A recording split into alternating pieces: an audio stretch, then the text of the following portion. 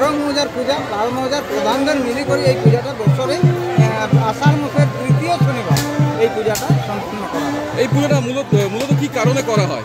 এটা এখানে যে 12 মাস 12 মৌজার যে চাষিগণ আছে, এই চাষিগণের একটাই উদ্দেশ্য, ভালো যেন চাষবাস হয়, বৃষ্টি হয়, ভালো চাষবাসের ফলন হয়, এই উদ্দেশ্যেই এই আমাদের এই বাবাকে স্মরণ করা এবং এই পূজার আয়োজন হয়।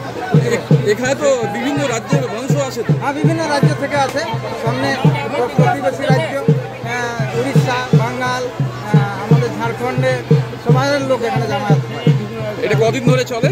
এটা পূজাটা একদিনেরই হয়, কিন্তু মেলাটা সামনে একটা মেলা হয় আদিবাসীদের বাড়াঘাটির মেলা, ওই মেলার জন্য মেলাটা 2-3 দিন হয়ে যায়। এরকম ভিড় হয়? হ্যাঁ, ভিড় হয়। সেক্ষেত্রে আপনাদের তরফ থেকে কি কি ব্যবস্থা থাকে?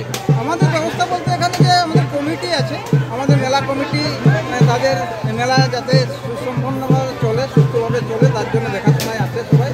আমাদের কমিটি আছে, এটা সরকারি মেলা, এখানে অকশন হয়, আমাদের যে সিও সেখান থেকে প্রশাসনের ব্যবস্থা আছে। পাহাড় পুজো হয় অ্যাকচুয়ালি এখানে এই যে আষাঢ় মাস পড়ে গেছে, আষাঢ় মাস পড়া মানে এবারে ধান চাষ শুরু হবে, চাষবাস যাতে ভালো হয়। পাহাড় পুজো মেনলি হচ্ছে পাহাড় মানে প্রকৃতির পুজো, ঠিক আছে। ধান চাষ যাতে ভালো হয়, বর্ষা যাতে ভালো হয়, সকল মানুষ যেন ভালো থাকে, এই উদ্দেশ্যে পাহাড় পুজোটা করা হয়। কত বছর ধরে চলছে? দীর্ঘদিন ধরে চলছে এটা, প্রায় 25-30 বছর যতটা শুনেছি আর কি। এটা মূলত কোন পাহাড়ের উপরেই হয়? এটা হচ্ছে কানাই শহর, এটা হচ্ছে বেঙ্গল আর ঝাড়খণ্ড বর্ডারে অবস্থান করছে। কতদিন ধরে চলে এই পুজো? 2 দিন ধরে চলে, আজকে পুজো, কালকে মেলা, সারাদিন ধরে।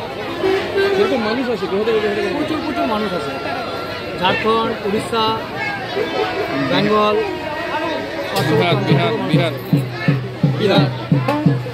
আপনার নাম? সাগর